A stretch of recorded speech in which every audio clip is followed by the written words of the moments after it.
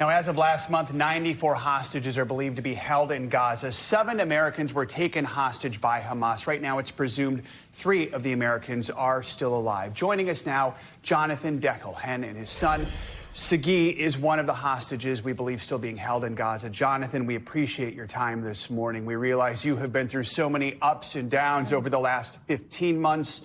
Now, again, over the last 24 hours, we have this deal, but now Netanyahu's office saying Hamas is reneging on parts of the agreement. Just how are you dealing with all of these latest developments right now? Well, as has been over the course of the last 15 months, just doing the work that needs to get done. And what that would include right now, given the developments over the last few hours and things that are possibly going to happen in the next hours, days, and weeks, is to implore the Biden and Trump administrations until Monday, and then the Trump administration after inauguration, to continue applying at least as much pressure on all of the sides to complete this agreement.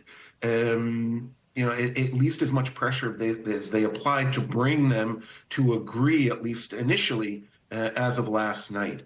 We have a situation here where both sides, Hamas especially, but also the Israeli government, not the Israeli people, the Israeli government have always been hesitant about completing negotiations that would bring the hostages home, the 98 hostages that are still there, 7 Americans, and put in place a ceasefire.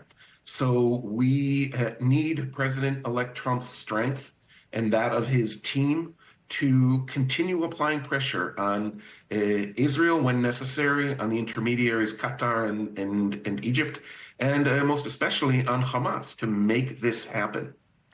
Jonathan, you mentioned soon-to-be President Trump. Have you heard directly from the incoming Trump administration, anyone on that team, or the Biden administration since this deal was announced? No, we have not. Jonathan, what can you tell us about what you know about your son's location or condition? I understand it's been more than a year since you've had anything resembling confirmation about him, right?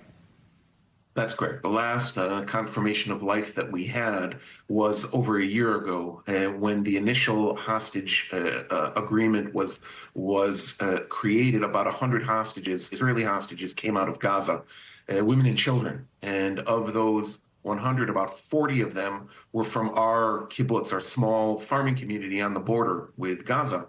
And they were able to tell us, some of them were able to tell us that they had seen Sagui alive and wounded in the tunnels under Gaza just before they were released.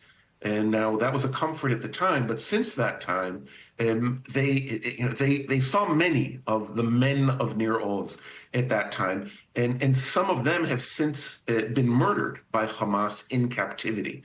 So what we knew over a year ago, it's impossible to say to what degree that is going to be accurate today.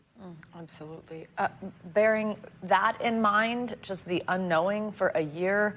Also, we know details, like our reporter Ralph Sanchez recently spoke with Sagui's wife as her family was celebrating the first birthday of the daughter he has not met yet. This might be a difficult question to answer, but I just wonder what your family has gone through is unimaginable. How have you endured these last 15 months?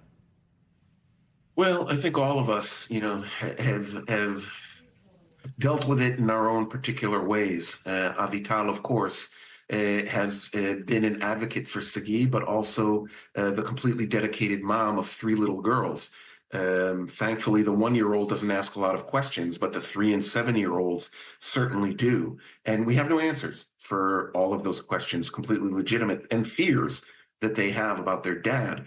As for me, I've since October 8th, I've had one image in my mind, and that drives me every day, which is, someday, I hope very, very soon, Sagui is going to walk in, I hope on his own 2 feet, into a room or into a hallway somewhere. His 3 little girls are going to run and leap into his arms, and he'll be able to embrace Avital again. And that's what gets me up in the morning, and it's going to bring me to Washington as well in the coming days. Jonathan, we are hoping and praying that that image in your mind comes true in the coming days. Thank you so much for your time with us. Please keep us updated. Thank you for having me. Thanks for watching. Stay updated about breaking news and top stories on the NBC News app or follow us on social media.